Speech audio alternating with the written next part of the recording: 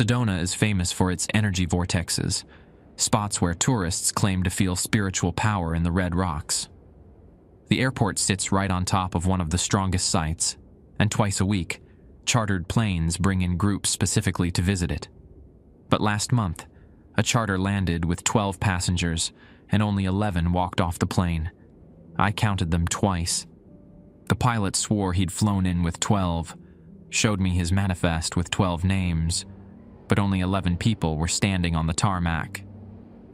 When we searched the plane, we found a wallet in one of the seats belonging to a woman named Sarah Mitchell.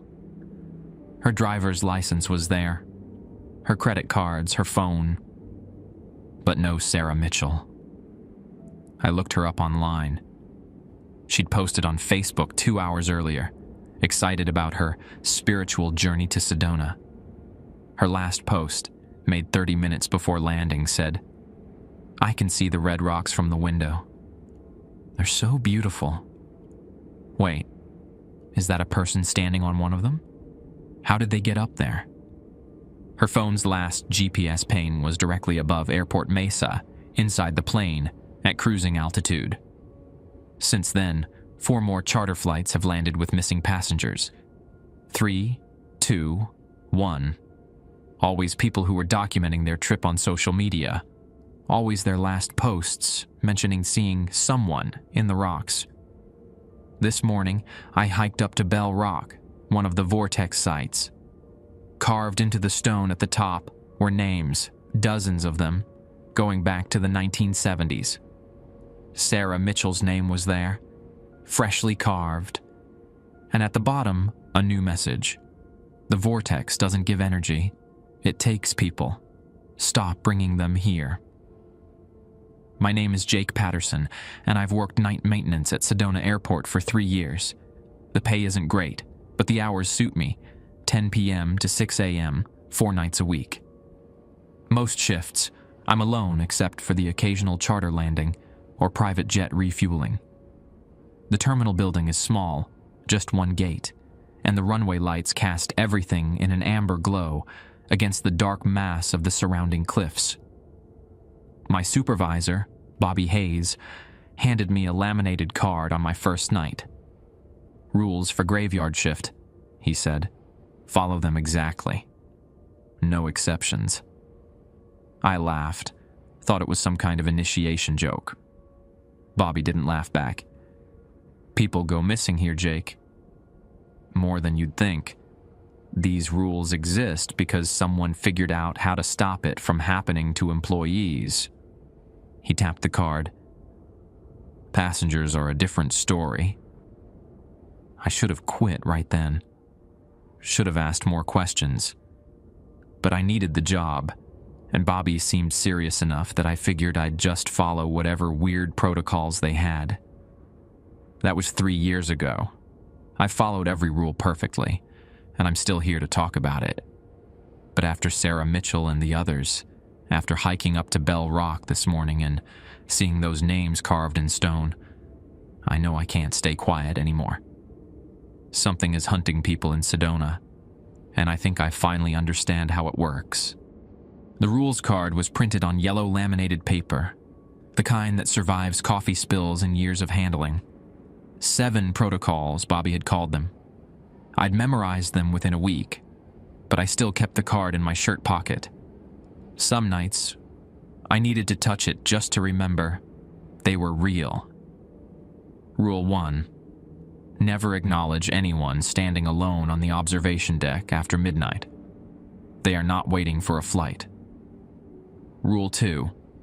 If you hear knocking from inside the baggage claim area when no flights have landed, do not investigate. Radio Bobby immediately and leave the building. Rule 3. Between 2:47 a.m. and 3:13 a.m., stay inside the terminal. Do not look at Cathedral Rock, no matter what sounds you hear coming from that direction. Rule 4. If a passenger asks you for directions to the old terminal, tell them it doesn't exist. Do not admit that you can see the building. Rule 5. Charter flights arriving between 1 a.m. and 4 a.m. Must have passenger counts verified 3 times. Once by the pilot, once by you, and once by the passengers themselves, counting aloud together. Rule 6. If you find personal belongings left behind in the terminal, wallets, phones, jewelry, place them in the red box behind the check-in counter. Do not attempt to contact the owners. Do not look through them longer than necessary. Rule 7. At exactly 3:33 a.m., check the arrival board. If it shows a flight that isn't on the schedule, note the time and gate number in the logbook, but do nothing else. The flight will not arrive. My first 2 years passed quietly. I mopped floors, emptied trash bins, checked the runway lights, and kept the coffee maker in the tiny break room running. Sedona Airport never slept completely. Private jets came and went at odd hours, carrying wealthy tourists to the resorts or spiritual seekers to the vortex sites. But I followed the rules, and nothing happened to me. The first charter flight after Sarah Mitchell disappeared landed on the Tuesday. I watched it taxi from the window, a small Cessna Grand Caravan painted white with blue stripes. The logo on the tail read, Red Rock Aviation, a local outfit that ran daily tours. The pilot climbed out first, a weathered guy named Tom Whitmore who I'd seen a dozen times. He gave me a wave, then helped his passengers down the stairs. I counted as they filed toward the terminal. 1, 2, 3, 4, 5, 6. 6 passengers. The manifest he'd radioed ahead said 7. "Tom," I called out as he secured the plane, "your manifest says 7. He frowned, pulled out his tablet, and checked. "Yeah, 7 boarded in Phoenix. Let me recount." He looked at the group knowing near the entrance. "Linda, can you do a head count?" A blonde woman in her 50s, clearly the tour guide, nodded. She had them line up. 1, 2, 3, 4, 5, 6. She looked confused. That's everyone who got off. "Let me check the plane," Tom said. We searched it together. All 7 seats had been occupied. There were blankets folded on each one, magazines tucked into the seat backs. In seat 4B, we found a turquoise bracelet, the kind sold in every shop on Highway 89A. It was still warm. Tom picked it up, started to slip it into his pocket. "No," I said, remembering Rule 6. "Give it to me." He handed it over, and I felt the heat radiating from the silver and stone. I walked back to the terminal, placed it in the red box behind the counter. The lid closed with a soft click. When I came back out, Tom was scrolling through his tablet. Rebecca Torres, boarded in Phoenix at 7 p.m., age 32, from Scottsdale, seat 4B. I pulled out my phone and searched her name. Her Instagram loaded, public profile, recent posts. The most recent was from 40 minutes ago, tagged at Sedona Airport. The photo showed red rocks through an airplane window, sunset colors bleeding across the cliffs. The caption read, "Almost there. Can't wait to feel the vortex energy. Anyone else see that person standing on Cathedral Rock? Must be a really dedicated hiker LL." There were 3 comments. The last one, from her sister, was time-stamped 2 minutes ago. "Beck, call me when you land. Mom's worried." I showed Tom the post. His face went pale. "We need to call the police." "We will," I said. "But first, we need to follow the rules." I radioed Bobby, told him we had another one. He was at the airport within 20 minutes, and by then, the other passengers had been interviewed by Yavapai County Sheriff's deputies. None of them remembered Rebecca Torres. Not her face, not her voice, not sitting in seat 4B. It was like she'd been erased from their memories the moment the plane crossed over Airport Mesa. Bobby sent me home early that night. The sheriff's deputies had cordoned off the terminal, photographing everything, dusting for prints that wouldn't matter. Rebecca Torres had vanished from a moving aircraft. No amount of forensic evidence would explain that. I should have gone home. Should have slept. Instead, I drove up Airport Road to the Mesa Overlook. The parking lot was empty at 4 a.m., the kind of darkness you only get in the desert when the moon's thin. I sat on the hood of my truck and stared at the airport below, watching the runway lights blink their steady pattern. From up here, I could see Cathedral Rock's silhouette against the stars. During the day, it looked like a natural cathedral with spires reaching skyward, rust-red stone that photographers loved. At night, it was just a black mass that swallowed starlight. I thought about Rule 3. Between 2:47 a.m. and 3:13 a.m., stay inside the terminal. Do not look at Cathedral Rock, no matter what sounds you hear coming from that direction. It was 4:07 a.m. safe. But I couldn't shake the feeling that the rock formation was watching me back. My phone buzzed. A text from Bobby. "Go home, Jake. You're not paid to think about this." I started my truck and drove back down the winding road, passing the turnoff to Chapel of the Holy Cross, another tourist spot built into the rocks. The chapel's cross was lit from below, a white beacon that should have felt comforting. It didn't. When I got home to my apartment in West Sedona, I couldn't sleep. I opened my laptop and started searching. Sarah Mitchell's Facebook was still active. Her last post, the one about seeing someone on the rocks, had 147 comments now. Friends asking if she was okay. Her sister posting increasingly frantic updates. A missing persons report filed with Coconino County. I scrolled back through her timeline. She'd been planning this trip for months. Posts about energy vortexes, spiritual awakening, photos of crystals and meditation apps, standard Sedona tourist stuff. Then I found something. 3 weeks before her trip, she'd shared an article from the Sedona Red Rock News. The headline, "Airport Mesa Vortex. Tourists report strange experiences." The article was from 2003, archived content that someone had recently reshared. I clicked through to read it. The article described multiple incidents in the late 1990s and early 2000s. Hikers reporting time loss on the Mesa trails. Tourists claiming they'd seen people standing on impossible ledges. 3 disappearances in 2001 alone, all connected to the vortex sites. One quote stood out, from a park ranger named David Yellowhorse. "The Yavapai people have stories about these rocks. We don't build on certain places, don't go to certain areas after dark. There are spots where the land is thin, where things can slip through. The tourists don't listen." The article ended with a brief note that new safety protocols had been implemented at the airport and on hiking trails.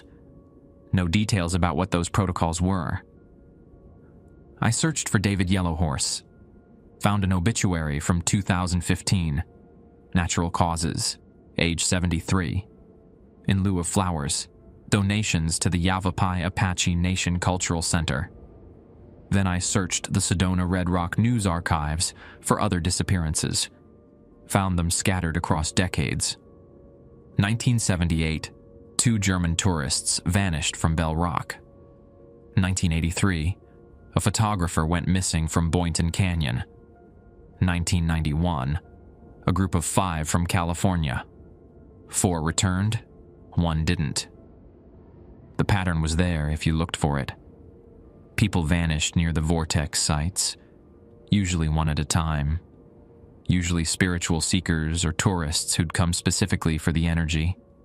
And in every case, someone had reported seeing a figure standing on the rocks just before the disappearance.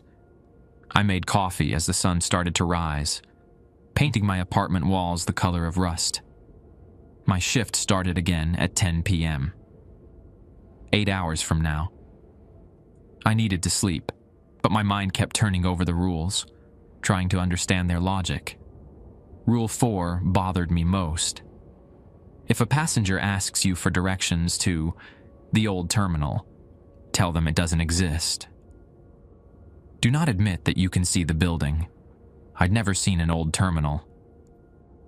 The current building was constructed in 2018, replacing a smaller structure that had been torn down. I'd looked at the architectural plans once, out of curiosity. Nothing about an older terminal. But Bobby's phrasing stuck with me.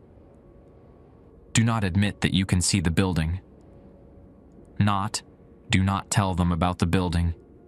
Not, the building isn't there. Do not admit that you can see it. Like it was there. Like I should be able to see it. But I'd been instructed to pretend I couldn't. I grabbed my keys. Sleep could wait. The airport was quiet during the day, just a few staff members handling the regular commuter flights to Phoenix and Denver. I parked in the employee lot and walked around the perimeter, studying the landscape. The terminal sat on a natural plateau, surrounded by scrub brush and juniper trees. To the north, Airport Mesa rose up, hiking trails cutting through the red rock. To the south, the land dropped away into a valley, Highway 89, visible as a thin gray line below. I walked the fence line, looking for anything that seemed off. The property was bigger than I'd realized, extending west past the maintenance hangars into an area I'd never explored. That's where I found it. A concrete foundation, half buried in red dirt and overgrown with manzanita bushes. Square, maybe 30 feet on each side. The concrete was old, cracked, pieces of rebar jutting up like broken bones. I pulled out my phone and took photos, walked the perimeter, noting how the foundation lined up with the current terminal's orientation.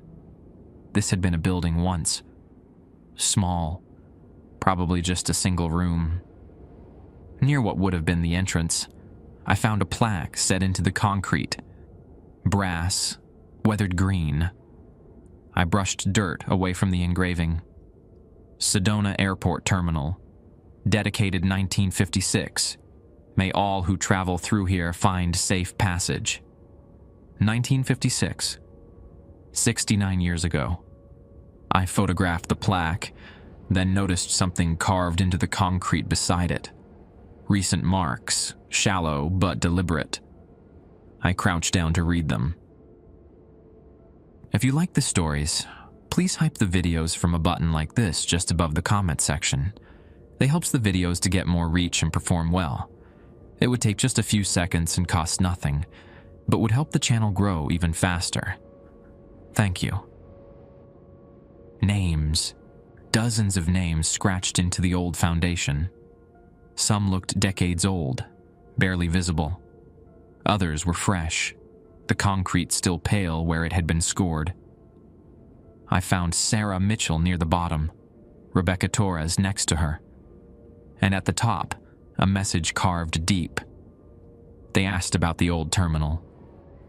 I told them the truth. I'm sorry. My phone rang, Bobby's number. Jake, where are you? The old terminal, I said. The real one. Silence on the other end. Then, get back to the parking lot. Now. Don't run. Don't look back. Just walk. I stood up, my knees cracking. Bobby, what is this place? It's where they take them, he said, his voice tight. It's where the vortex opens. And if you can see it clearly in daylight, that means it's noticed you. Move, now. I started walking. The hair on my neck stood up, and I suddenly felt very aware of how alone I was out here, how far from the parking lot. Behind me, I heard footsteps in the dirt, slow, steady, following. I didn't run. Running would mean admitting I was being chased, and some animal part of my brain insisted that acknowledgement would make things worse. so I walked, keeping my pace steady, my eyes fixed on the parking lot ahead. The footsteps behind me matched my rhythm. When I sped up slightly, they sped up. When I slowed, they slowed. Bobby's voice came through my phone, still pressed to my ear. "Are you at your truck yet?" 50 yards, I said. "Don't look back. Whatever you do, don't look back. The old terminal is a threshold. If you make eye contact with what comes through it, you're claiming responsibility. You're saying you can see it, which means it can see you." My truck was right there, 20 yards, 10. The footsteps stopped. I grabbed the door handle, climbed in, started the engine. Only then did I check the rear-view mirror. The area behind my truck was empty. Just scrub brush and red dirt and the distant shapes of the maintenance hangars. Nothing human. Nothing at all. But on the back window of my truck, someone had traced a message in the dust. Rule 8. There was no Rule 8. I drove out of the parking lot faster than I should have, my hands shaking on the wheel. Bobby was waiting at the Desert Flower Bakery on Forest Road, sitting at an outdoor table with 2 cups of coffee. He looked older than usual, the lines around his eyes deeper. "Sit," he said, pushing 1 cup toward me. I sat. The coffee was already cold. "How long have you known?" I asked. "About what?" "About all of it. The disappearances, the old terminal, whatever the hell just followed me through that dirt lot." Bobby was quiet for a long moment, watching tourists walk past with their shopping bags from the art galleries and crystal shops. Sedona's downtown was busy at noon, all red rock charm and Southwest aesthetics. Nobody here knew what lived in the spaces between.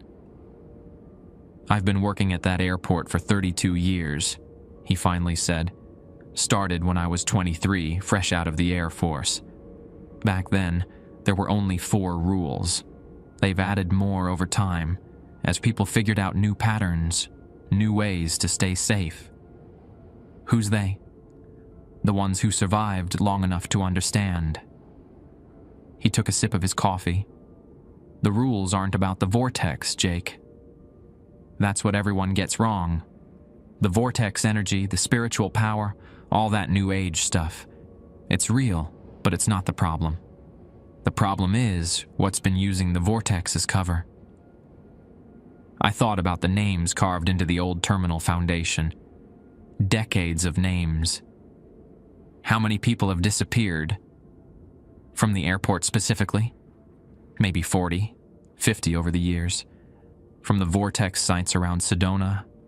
Hundreds, maybe more. It's hard to track because most of them are tourists, people passing through. Their families file missing person reports back home, but the cases go cold. Bodies don't turn up. There's no evidence. "Until now," I said. "Sarah Mitchell posted on social media, Rebecca Torres too. People are paying attention." Bobby nodded. "That's why it's getting worse. The disappearances used to be spread out, one every few months. Now it's multiple per week. Something's changed." "What's Rule 8? His face went pale. "There is no Rule 8. Someone wrote it on my truck." "That's not possible." Rule 8 was removed from the list in 1987. We don't talk about it. We don't acknowledge it. "Why not?" Bobby leaned forward, his voice dropping. "Because Rule 8 was about intervention. It said if you witness someone being taken, you have 26 minutes to follow them through the threshold. That's how long the vortex stays open after a disappearance. But everyone who tried to follow, everyone who tried to bring someone back, they never returned either." "How many tried?" 7. All airport employees. All good people who thought they could help. He pulled out his wallet, showed me a photo of a young woman with dark hair and a bright smile. "My daughter, El Emma. She was working the ticket counter in 2008 when a charter flight came in. Passenger went missing right in front of her. Elena grabbed a flashlight and went after her. "I'm sorry," I said. "Don't be sorry. Just don't be stupid. The rules exist because people died figuring them out. You follow them, you stay safe.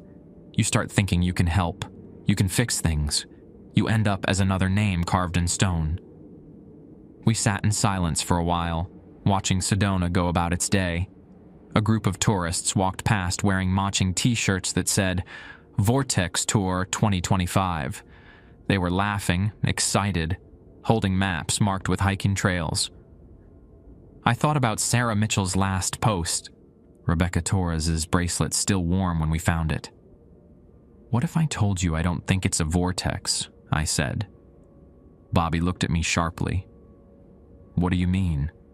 "I mean, what if the supernatural stuff is a cover? What if someone's using the vortex legend to hide something else?"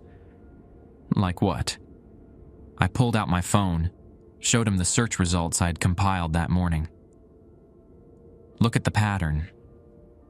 Every person who disappears is traveling alone or separates from their group.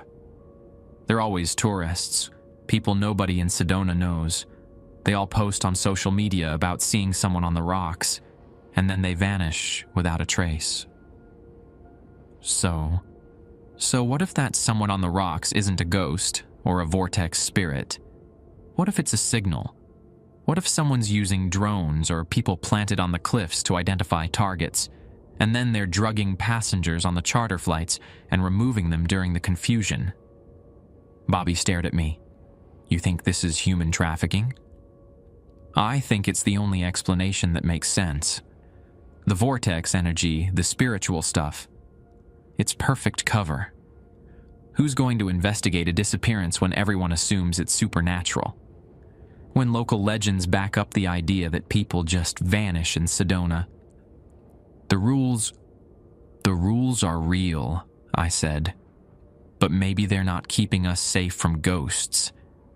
Maybe they're keeping us safe from witnessing something we're not supposed to see, from being in the wrong place at the wrong time." Bobby was quiet for a long moment. Then he pulled out his phone, scrolled through something, and showed me a photo. It was the red box behind the check-in counter, the one where we put lost belongings. "Rule 6, he said. "Do not contact the owners. Do not look through personal items longer than necessary. You know why that rule exists?" I shook my head. "Because in 1994, an employee named Frank Begay found a wallet. He looked up the owner, called the number on the driver's license, got an answering machine, left a message saying he'd found the wallet at Sedona Airport. 3 days later, Frank didn't show up for his shift. They found his truck at Courthouse Butte, doors locked, keys in the ignition." "No, Frank." "Someone was listening," I said. "Someone who didn't want attention drawn to the belongings." "Maybe." Bobby finished his coffee. "Or maybe the vortex punished him for breaking the rules. Point is, we don't know. And not knowing is what keeps us alive." "I can't accept that," I said. "Not anymore." "Then you're a fool." Bobby stood up, dropped a few bills on the table. "My shift starts in 3 hours. Yours starts at 10 tonight. If you show up, you follow every single rule. If you don't, turn in your badge and walk away. But don't go playing detective, Jake. Don't end up like Elena."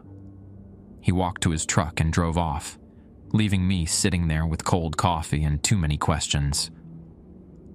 I spent the rest of the afternoon at the Sedona Public Library, going through archived newspapers on microfiche. Found more disappearances, more patterns. And buried in a 1973 article about hiking safety, I found a name that made everything click into place. Red Rock Aviation, the charter company flying tourists to the vortex sites, was founded in 1972 by a man named Martin Kellerman. The same year the disappearances started. I had 6 hours until my shift. 6 hours to decide if I was going to follow Bobby's advice or break every rule I'd been given. The message on my truck window kept playing in my mind. Rule 8. The rule about intervention. The rule about following people through the threshold. Someone wanted me to know about it. Someone wanted me to try. I showed up for my shift at 9:45 p.m. Bobby was already there, checking the runway lights from the observation window. He didn't turn around when I walked in. "Thought you might not come back," he said. "I thought about it. And I need to understand what's happening here, even if that means breaking some rules." Bobby finally looked at me. His face was hard to read in the dim terminal lighting. "You're going to get yourself killed." Maybe. But I found something today. Red Rock Aviation was founded the same year the disappearances started. That's not a coincidence. Lots of things started in 1972. Doesn't mean they're connected. "Martin Kellerman?" I said. "The founder." I looked him up. He sold the company in 2008, same year your daughter disappeared, to a holding company registered in Phoenix. But the flight patterns haven't changed. Same routes, same Vortex tour packages, same twice-weekly charters. Bobby was quiet for a moment. Then he pulled out his radio and switched it to a private channel. "Tom Whitmore is flying tonight. Charter from Phoenix, scheduled to land at 1:30 a.m. 8 passengers, Vortex tour group. You want me to count them? I want you to be ready. Because if someone goes missing tonight, and you really think this is trafficking, then you need to understand what that means. These people, if they're real, if they're human, they've been operating for decades. They have systems in place. They know every corner of this airport. Then why haven't you called the police? The FBI? I did, Bobby said quietly. In 2008, right after Elena. Told them everything. They investigated for 3 months. Found nothing. No evidence of foul play. No sign of an organized operation. Just tourists who wandered off hiking trails and got lost in the backcountry. Case closed.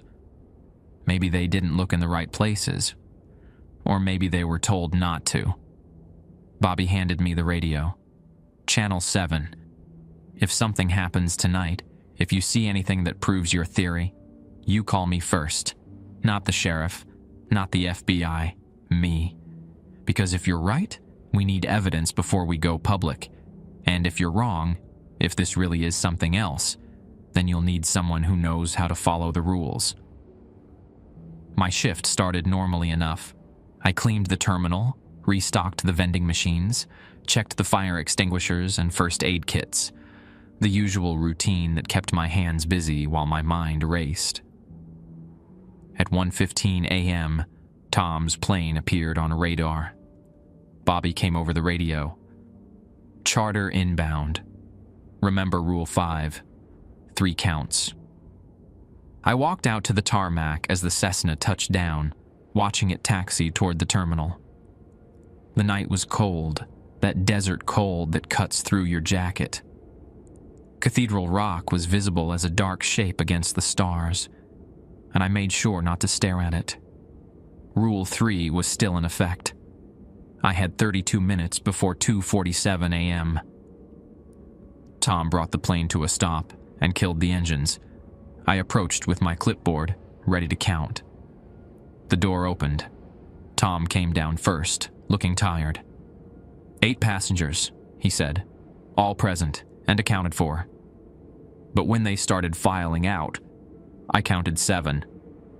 I counted again, still 7. Tom, I called. I'm only seeing 7. He frowned, came over to count with me. We stood there as the passengers gathered near the terminal entrance, a mix of middle-aged couples and younger solo travelers. Tom's face went pale. I boarded 8 in Phoenix, I'm sure of it. Let's check the manifest. We walked back to the plane. Tom pulled up his tablet, and I saw the passenger list. 8 names, 8 seats assigned. Seat 6A was listed as occupied by someone named Michael Chen. I climbed into the plane. Seat 6A was in the back, window side. There was an indent in the cushion like someone had been sitting there. A paperback book lay on the seat. Spiritual Healing in the Vortex by some local author. The book was warm. I picked it up carefully and saw something. Tucked between the pages was a business card. Plain white, no logo. Just a phone number with a 928 area code, local to northern Arizona. And handwritten on the back, payment confirmed, subject secured, pick up at usual location. I pocketed the card before Tom could see it and grabbed the book. Found this in 6A. I'll put it in the red box. But I didn't go to the red box. I went to the maintenance office and took photos of the card from every angle, then slipped it back between the pages. My hands were shaking. This was evidence, proof that the disappearances were planned, coordinated. The word payment meant money was involved. Subject secured meant someone had been taken. And usual location meant this had happened before, multiple times. I walked back out to find Bobby talking to Tom and the passengers. They were doing the count together protocol from Rule 5. 7 people counting off, their voices carrying across the quiet tarmac. When they finished, Bobby looked at me. I gave him a slight nod. He turned to Tom. We need to search the plane completely. Standard procedure for count discrepancies. While Tom and Bobby conducted their official search, I hung back with the passengers. Most of them looked confused, a few annoyed. A blonde woman in her 40s stepped away from the group to light a cigarette. Weird night, she said to me. How so? That guy in 6A, Michael something, he got so quiet during the flight. Started staring out the window, talking to himself. Then when we were coming in for landing, I looked back and his seat was empty. I figured he went to the bathroom, but she took a drag. There is no bathroom on that plane. What was he saying? When he was talking to himself. Something about seeing lights on the rocks. Said they were calling to him. She laughed nervously. Vortex energy, right? People come here and lose their minds a little. Did anyone else see him acting strange? I don't know. I was sitting in 2B. But when we landed and I looked around, it was like nobody even remembered he'd been there. I asked the couple in 5A if they'd seen where the guy behind them went, and they looked at me like I was crazy. Said there was nobody behind them the whole flight. What's your name? Jennifer Alvarez, from Tucson.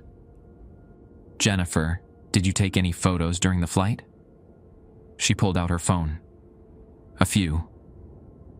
Why? Can I see them? She scrolled through and handed me the phone. I saw shots of red rocks at sunset, Cathedral Rock glowing orange, Airport Mesa from above, and in one photo, taken through the window from her seat, I could see reflections of the plane's interior. Row 6 was visible in the background. Seat 6A was empty, but standing in the aisle next to it was a figure, dark clothing, face turned away from the camera. The image was blurred, like they'd moved at the exact moment the photo was taken. Who's that? I asked. Jennifer looked at the photo and frowned.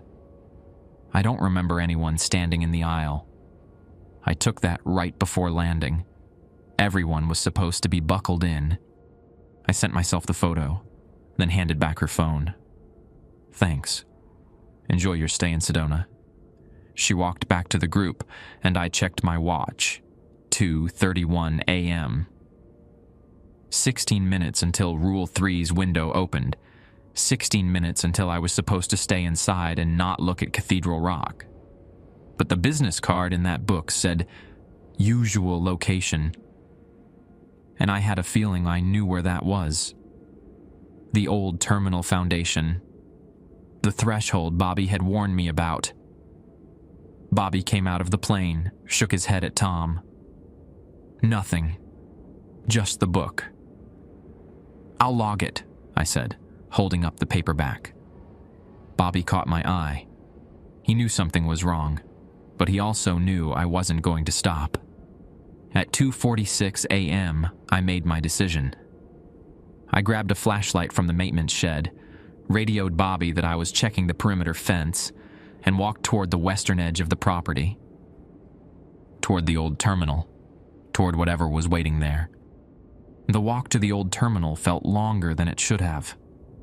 Every sound in the darkness seemed amplified. The crunch of my boots on gravel, the distant hum of Highway 89A, the wind moving through juniper branches, my flashlight being cut a narrow path through the scrub brush.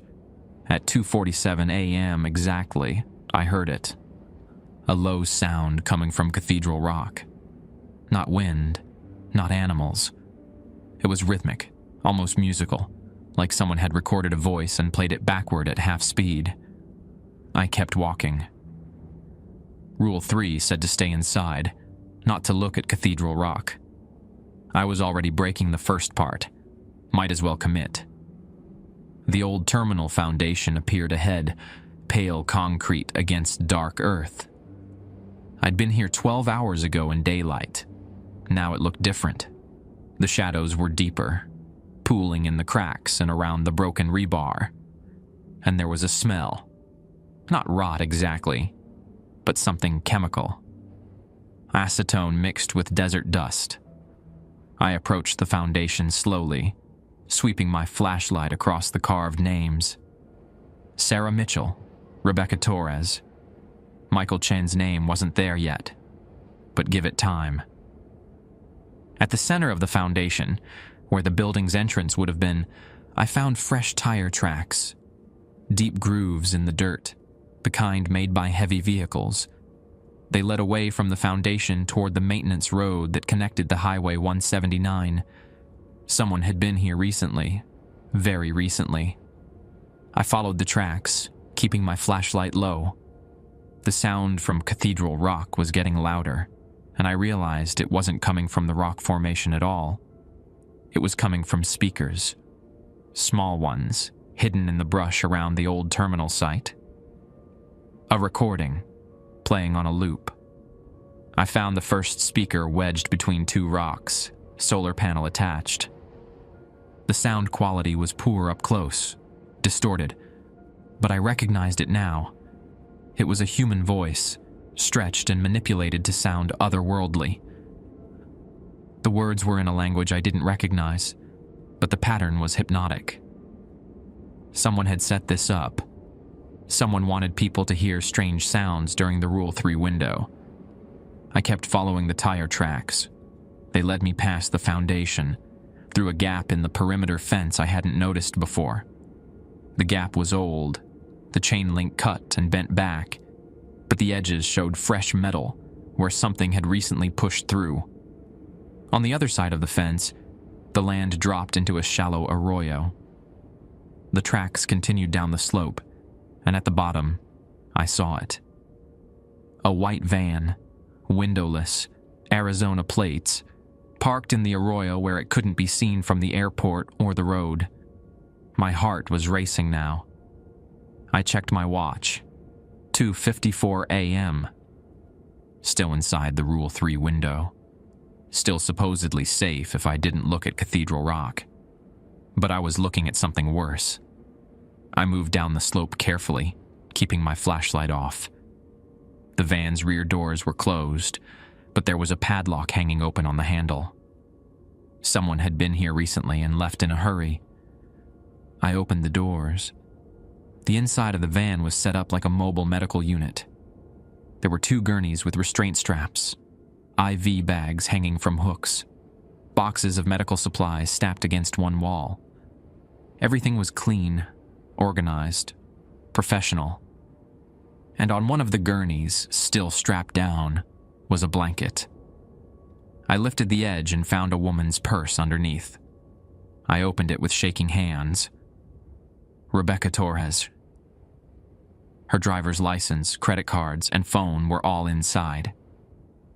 But more importantly, there was a medical bracelet on the gurney's railing. The kind they use in hospitals to track patients. The name on the bracelet, Rebecca Torres. The date, yesterday. The location code, STF-17. I photographed everything with my phone, my hands shaken. This was it. Physical evidence that people were being taken, drugged, transported, not by ghosts or vortex energy, by humans with medical equipment and a system that had been running for decades. I heard footsteps above me on the Arroyo rim. I killed my flashlight and ducked behind the van. Through the gap between the rear doors, I watched two figures descend the slope. They were dressed in dark clothing, faces covered with surgical masks. One carried a large equipment case. They were speaking quietly, and as they got closer, I caught fragments of conversation. Should have been picked up by now. Facility called, said delayed until 4 a.m.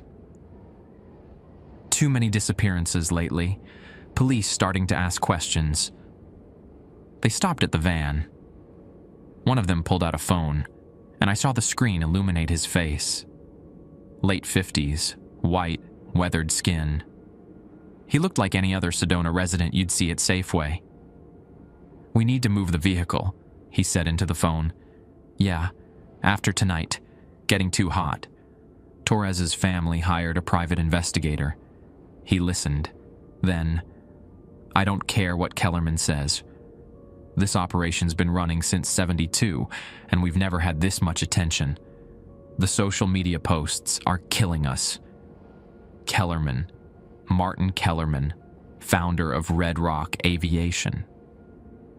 The second figure opened the van's rear doors, and I pressed myself against the outside panel, barely breathing. He grabbed the medical supplies, started loading them into the equipment case. "What about tonight's subject?" the second one asked.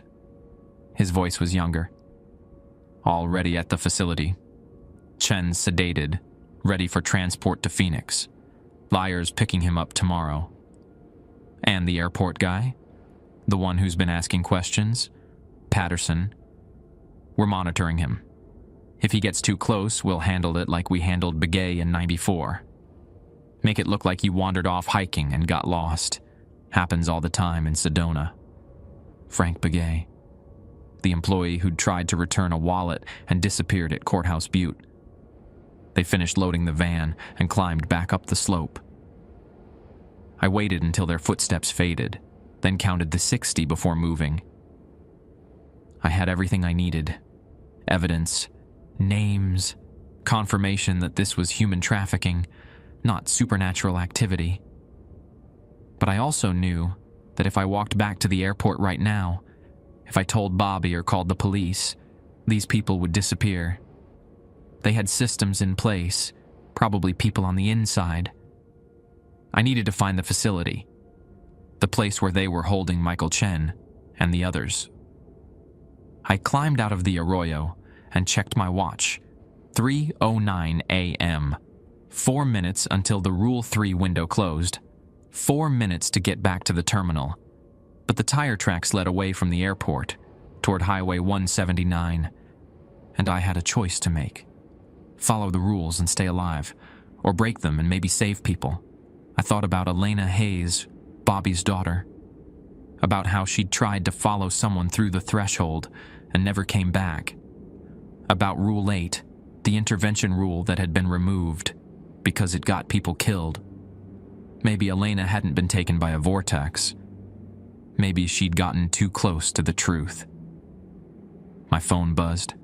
Text from Bobby. "Where are you?" Rule 3 window closing. "Get inside." I typed back. Found something. Van in the Arroyo west of Old Terminal. Medical equipment. Rebecca Torres's belongings. This is human trafficking. 3 dots appeared. Then, "Get back here. Now. They'll know you found it." But I was already moving. following the tire tracks through the darkness.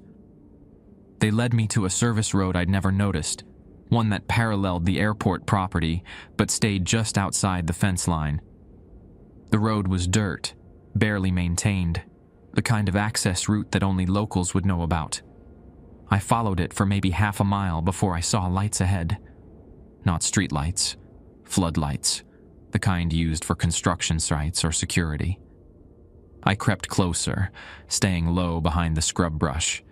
The road ended at a compound, 3 metal buildings surrounded by a chain-link fence. No signs, no markings, just a gate with a keypad lock and security cameras pointing in all directions. Through the fence, I could see vehicles parked near one of the buildings. 2 white vans identical to the one in the Arroyo. A black Chevy Suburban. And Tom Whitmore's truck. Tom. The pilot I'd known for 3 years. The guy who flew the charter routes twice a week.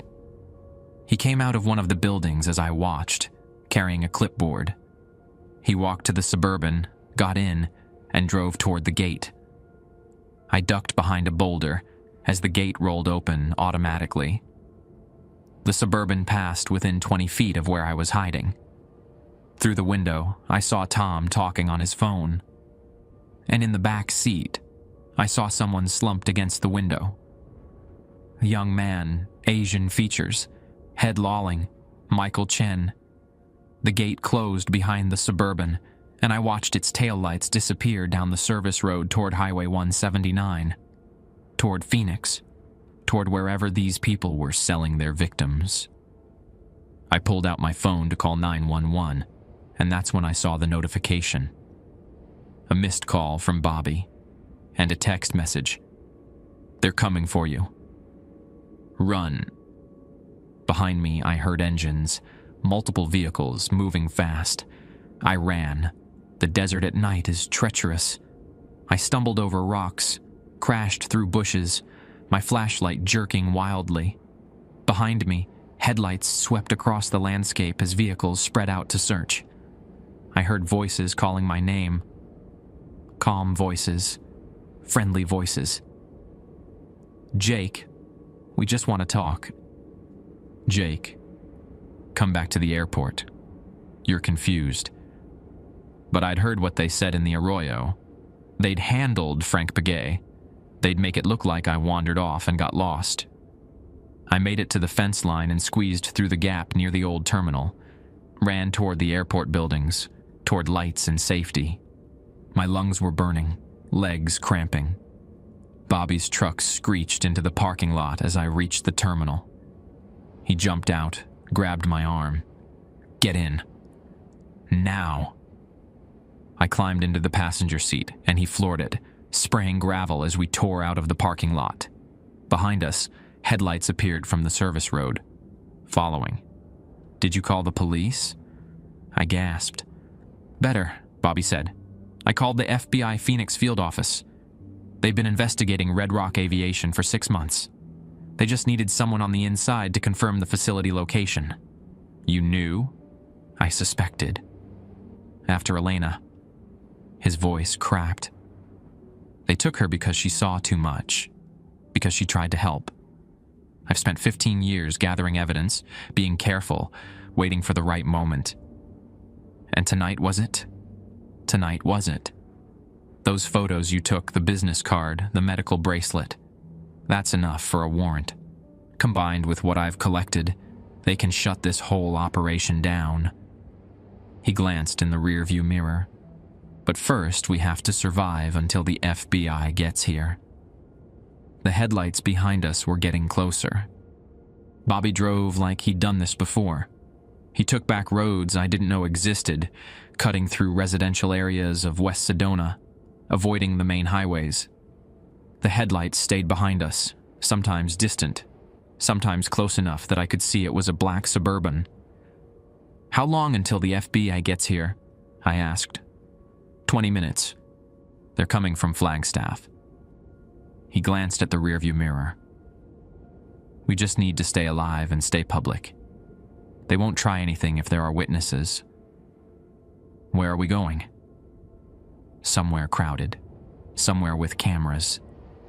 At 3:47 a.m., Sedona was mostly asleep.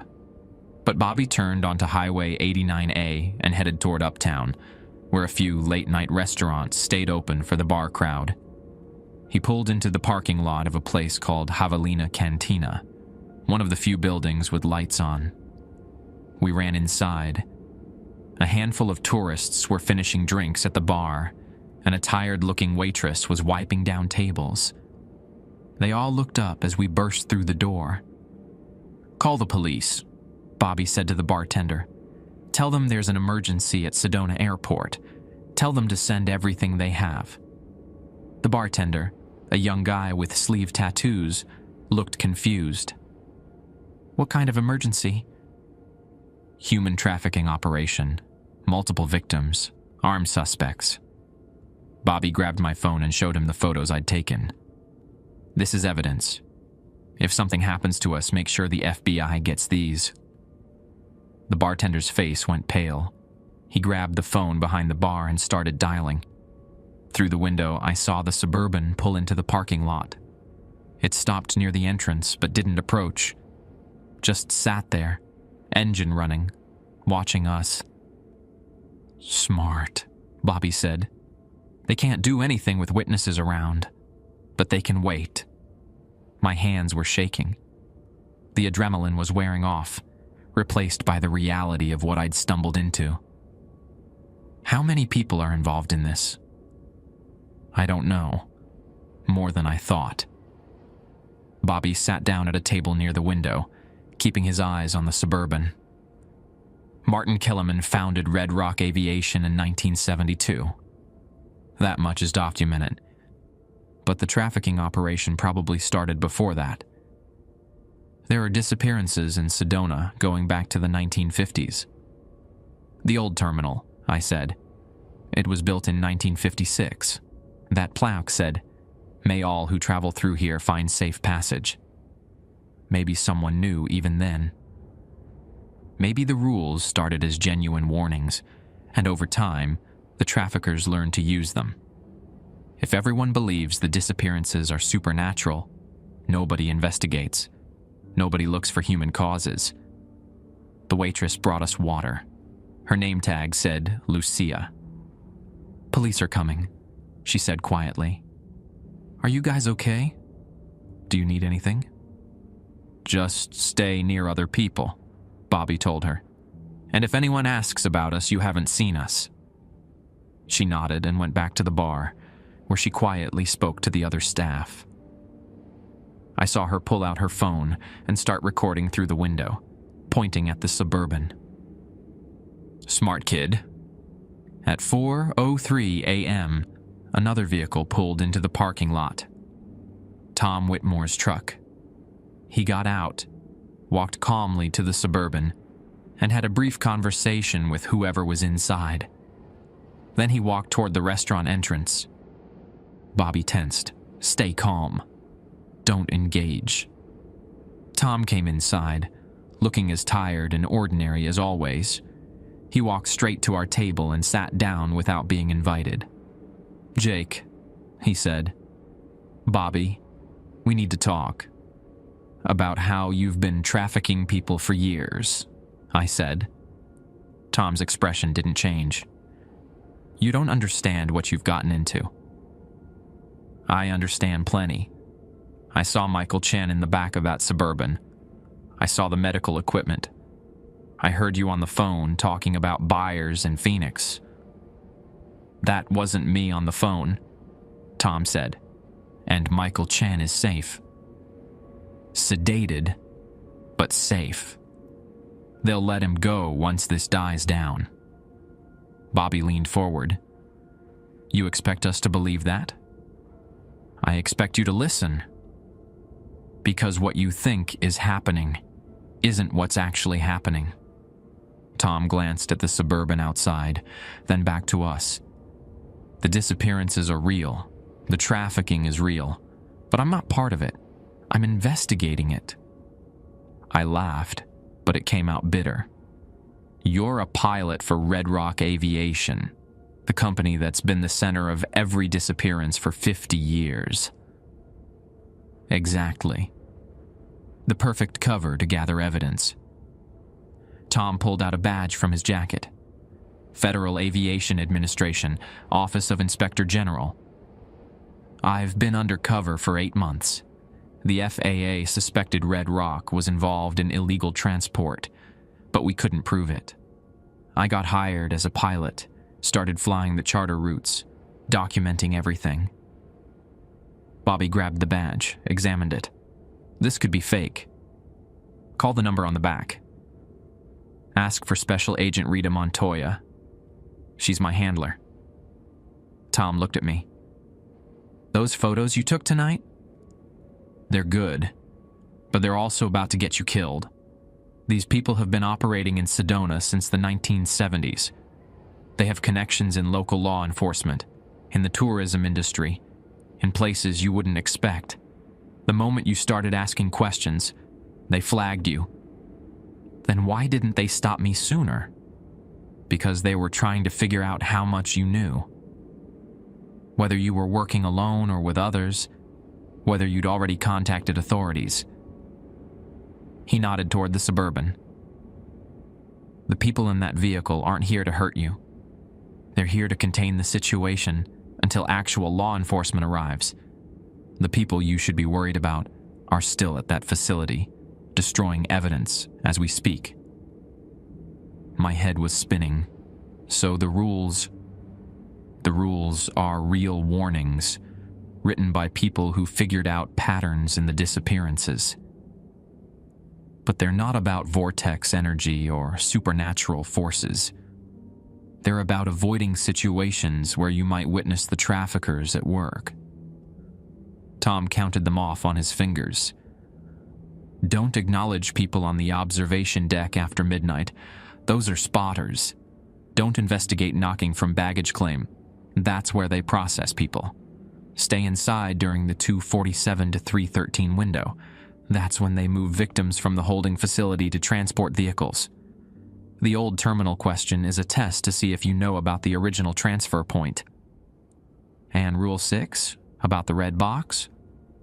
Belongings go into that box because it's monitored. They check it regularly to see what victims left behind, to track what evidence exists. If you try to contact an owner, you're painting a target on yourself. Frank Begay did that in 1994.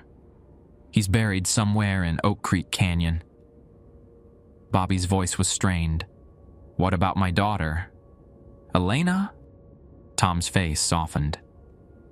I'm sorry. I don't have information about cases before my assignment started. But based on what I've learned, anyone who tried to intervene, who tried to follow victims... He paused. They didn't survive. Rule 8 was removed because it got people killed. So she's dead, Bobby said flatly. I don't know. Some victims are trafficked and sold. Some are killed. Some might still be alive somewhere. Tom pulled out a folder from his jacket. This is everything I've compiled. Names, dates, flight manifests, financial records linking Red Rock Aviation to shell companies. The FBI has copies, but I'm giving you this because you deserve to know. Because you've been living with these rules for years, thinking you were protecting yourself from ghosts. I opened the folder.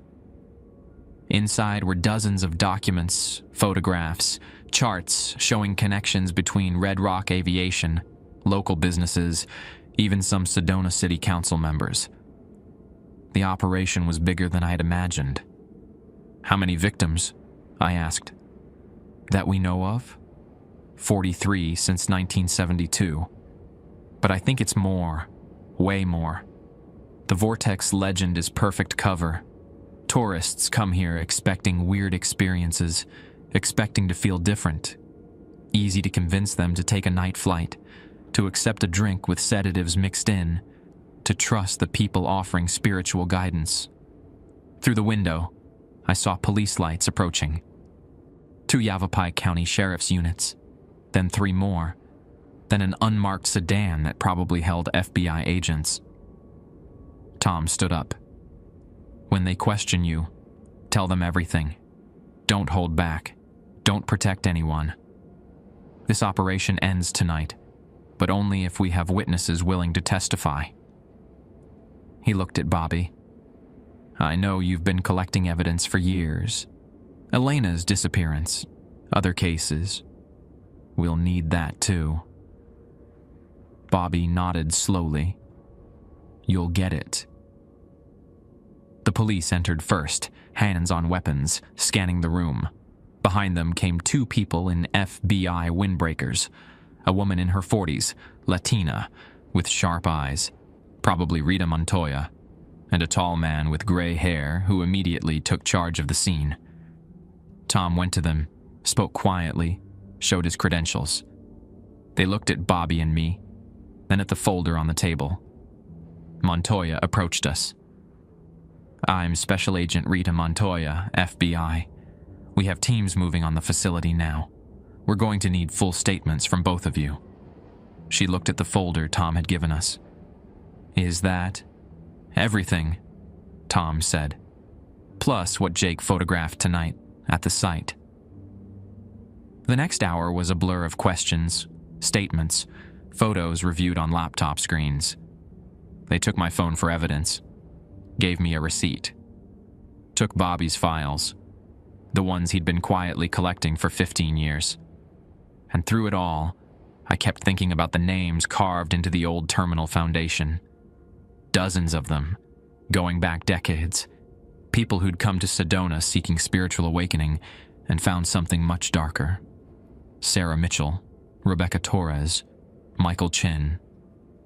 At 6:17 a.m., just as dawn was breaking over the red rocks, Montoya came back to where Bobby and I were sitting in separate interview rooms. "We got them," she said. "Raided the facility, arrested 7 people on site. Found 3 victims being held there, including Michael Chen. They're being transported to Flagstaff Medical Center now." "What about the others?" I asked. "The people who disappeared years ago." "We're still searching. The facility had records going back to the 1980s. We're working on identifying victims and tracking where they were taken." She paused. "It's going to take time. But you two broke this open. Without your evidence, we'd still be investigating." Bobby spoke for the first time in an hour. "My daughter, Elena Hayes, disappeared in 2008. Montoya consulted her tablet. "We found files mentioning that name. Give us a few days to process everything. If she's alive somewhere, we'll find her." I wanted to believe her, wanted to think that all those names carved in stone might still belong to living people who could be saved. But I'd seen how long this had been going on. How many people had vanished into Sedona's red rocks, their families left with nothing but legends about vortex energy and spiritual forces. The sun was rising now, painting the cliffs orange and gold. Beautiful, like always. Like nothing had changed. But everything had changed. They kept us at the Yavapai County Sheriff's Office in Camp Verde for 2 days. Not under arrest, but protective custody. The FBI was worried that other members of the trafficking ring might try to silence witnesses before they could testify. Bobby and I shared a small office converted into temporary quarters. 2 cots, a coffee maker, stacks of files we weren't allowed to touch.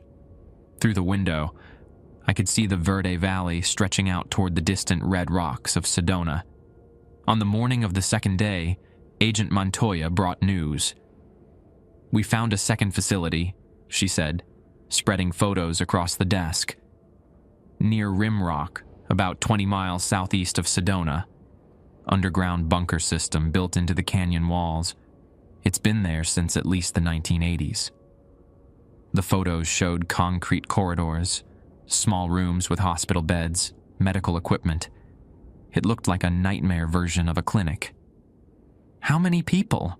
Bobby asked, his voice tight. "We're still processing, but initial count is 11 individuals being held there. Various stages of captivity, from a few days to..." She paused, choosing her words carefully. To several years. Years? The operation was more complex than we initially thought. They weren't just trafficking people for immediate sale. They were holding some victims long-term, using them for labor, testing how long they could keep people without outside detection. Montoya pulled out another photo. A woman, early 30s, dark hair, haunted eyes. This woman identified herself as Elena Hayes. Bobby's hand shot out, grabbed the photo. His face crumbled. That's her. That's my daughter. She's at Verde Valley Medical Center now, receiving treatment. She's malnourished, traumatized, but alive. She's been asking about you. I watched Bobby cry for the first time since I'd known him. 15 years of searching, of following rules and collecting evidence, of living with guilt and grief.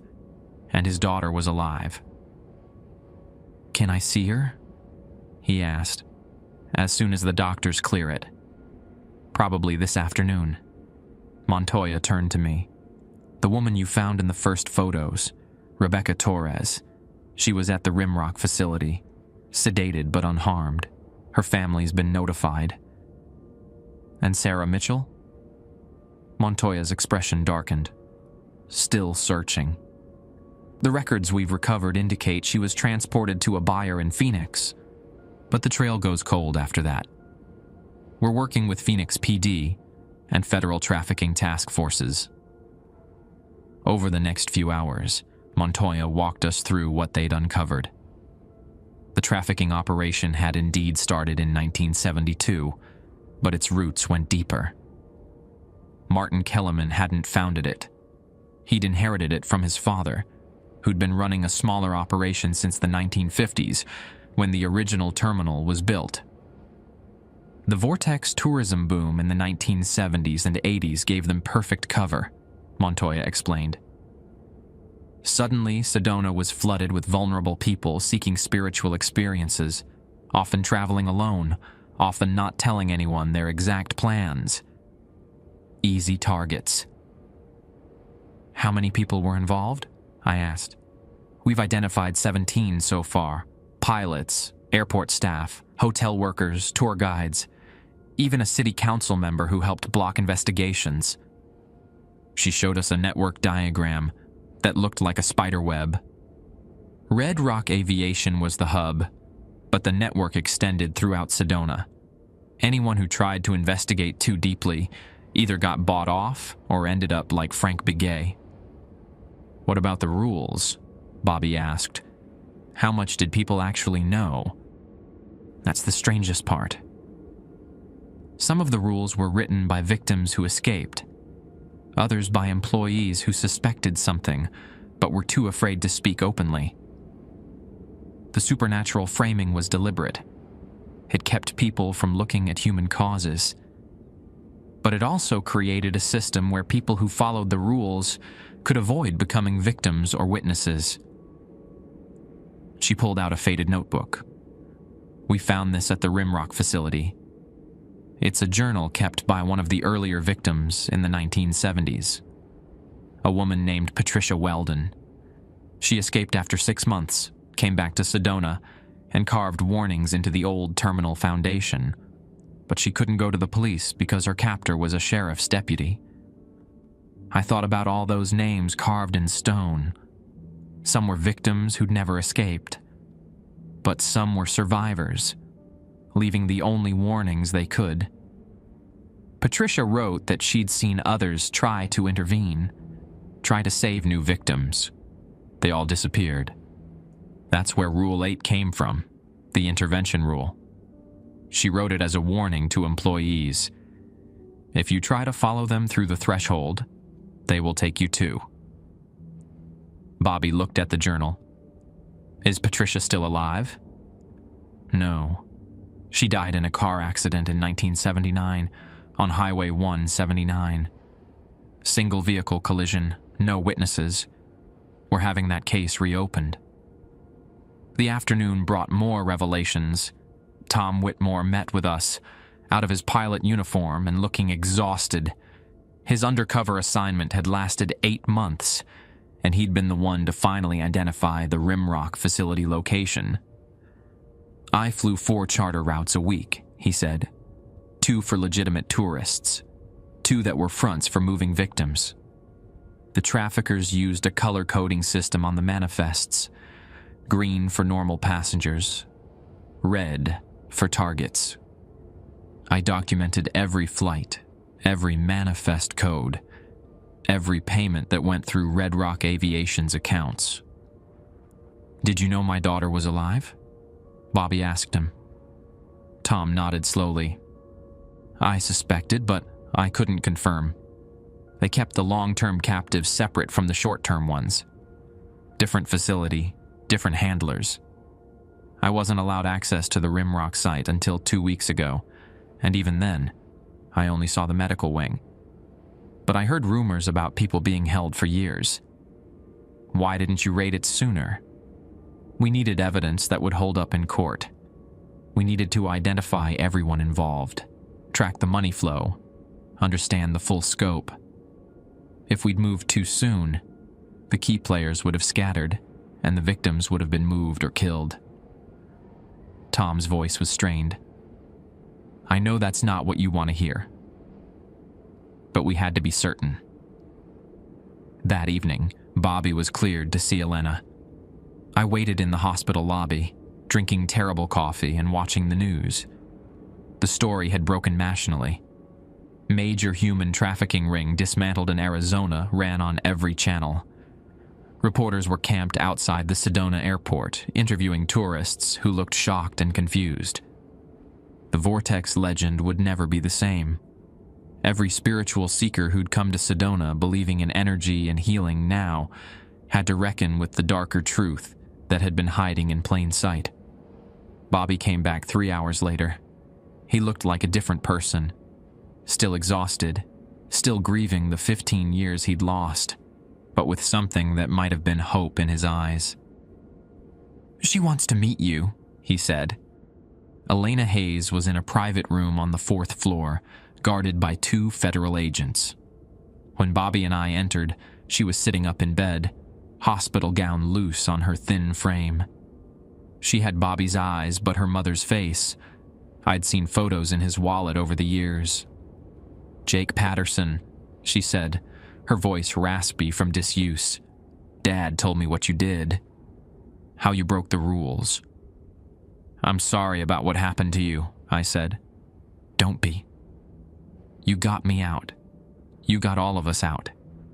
She looked at Bobby. "I tried to follow that woman. The one who disappeared in 2008. I thought I could help her. I thought the rules were just superstition." "They almost were," Bobby said softly.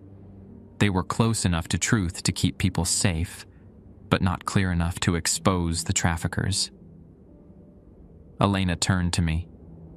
"They kept us in the dark most of the time, but sometimes, when they moved us between facilities, we'd pass by windows.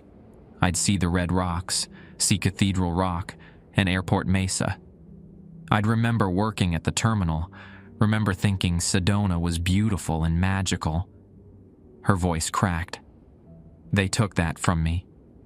They take it from everyone." "The facilities are closed now," I said. "The people who ran them are in custody. But the legend remains. People will still come to Sedona looking for vortex energy, and someone else will find a way to exploit that." She looked out the window toward the distant cliffs. "The rules should have been simpler. Just one rule. Trust your instincts. If something feels wrong, it probably is. Doesn't matter if people call it spiritual or supernatural. Wrong is wrong." Agent Montoya appeared in the doorway. "We found Sarah Mitchell. She's alive, being held at a property in Scottsdale. Phoenix SWAT is moving in now." I felt something release in my chest. "And the others? All the names carved into the terminal foundation?" "We're working through the records." Some victims were trafficked decades ago and may never be found. But we've identified 12 people who might still be alive and in the system. We're coordinating with agencies across the Southwest. She looked at Elena. Your testimony is going to help us close this forever. All of you. 3 days later, they let us go home. Bobby took family leave from the airport. Indefinite, maybe permanent. He needed time with Elena, time to help her heal. I went back to work, but the night shift felt different now. The terminal was still the same building. The runway lights still blinked their amber patterns. But the shadows weren't hiding ghosts anymore. They were just shadows. The laminated rules card was still in my shirt pocket. I took it out, looked at it one last time, then tore it in half and threw it in the trash. I didn't need rules to tell me how to see what was real. The trial lasted 6 weeks. I testified on the 4th day, walking the jury through everything I'd found. The business card, the medical equipment, the facility in the Arroyo. Rebecca Torres testified the next day, describing the moment she realized the drink on the plane had been drugged, the disorientation of waking up, strapped to a gurney. Sarah Mitchell testified via video link from protective custody in Phoenix. She'd been held for 37 days before the raid that freed her. Her testimony broke the prosecution's case wide open. 17 people were convicted. Martin Kellerman got life without parole. Tom Whitmore received a commendation from the FAA and retired from undercover work. Bobby's daughter Elena moved to Flagstaff to be near better trauma counseling services, but she visits Sedona sometimes. She says the red rocks don't scare her anymore. The Sedona Airport implemented new protocols. Every charter flight now requires biometric passenger verification at 3 checkpoints. Security cameras cover every inch of the terminal and tarmac. And there's a memorial plaque near the old terminal foundation listing the names of 43 confirmed victims. Patricia Weldon's name is at the top. She started the warnings that eventually saved lives. Red Rock Aviation was dissolved, its assets seized. The building that housed their offices is now a crisis center for trafficking survivors. The irony isn't lost on anyone. I still work the night shift, but I requested a transfer to the maintenance hangar instead of the terminal. I fix planes now, troubleshoot mechanical problems, keep the fleet running. It's honest work that doesn't involve counting passengers or checking manifestos or wondering who's going to disappear next. Sometimes tourists ask me about the vortex energy. They want to know if I've felt it, if the spiritual power is real. I tell them Sedona is beautiful and the rocks are ancient and powerful, but the only thing that hunts people here is other people. Most of them laugh uncomfortably and change the subject. A few listen. Last week, I hiked up to Bell Rock at dawn, the same spot where I'd found the carved names after Sarah Mitchell disappeared. Someone had been up there recently with a chisel, adding new text below the old warnings. The vortex doesn't take people. People take people. Stay alert. Trust yourself. Good advice for anywhere, really. Not just Sedona. I still think about the rules sometimes. How they were close enough to truth to keep employees safe, but vague enough to maintain the mystery. How fear of the supernatural can blind people to human cruelty. How legends and folklore can be weaponized by people who understand psychology and exploitation. The rules are gone now. The airport replaced them with actual safety protocols. Things like report suspicious behavior immediately and verify passenger counts with 2 independent witnesses. Not as mysterious, but more effective. Bobby came back to work last month, but only day shifts. He says he's done with nights, done with darkness and secrets. Elena's doing better, relearning how to exist in the world after 15 years of captivity. She's writing a book about her experience, working with a therapist to process the trauma while helping other survivors. The FBI closed the case, but left it open for additional victims to come forward. They've identified 8 more people who might still be alive, scattered across the country in various trafficking networks. The search continues. I don't know if we saved everyone. I know we didn't, but we saved some. Sarah Mitchell, Rebecca Torres, Michael Chen, Elena Hayes, and 8 others pulled from that Rimrock facility. 11 lives that would have been lost if I hadn't broken the rules. Sometimes breaking the rules is the only way to see the truth. Sometimes the real horror isn't supernatural at all. It's just people using fear and legend and isolation to hide what they're doing in plain sight. The red rocks are still beautiful at sunrise. But now, when I look at them, I see them clearly. No vortex, no spirits, no mysterious forces, just stone and sky, and the responsibility we all have to watch out for each other. That's the only rule that matters.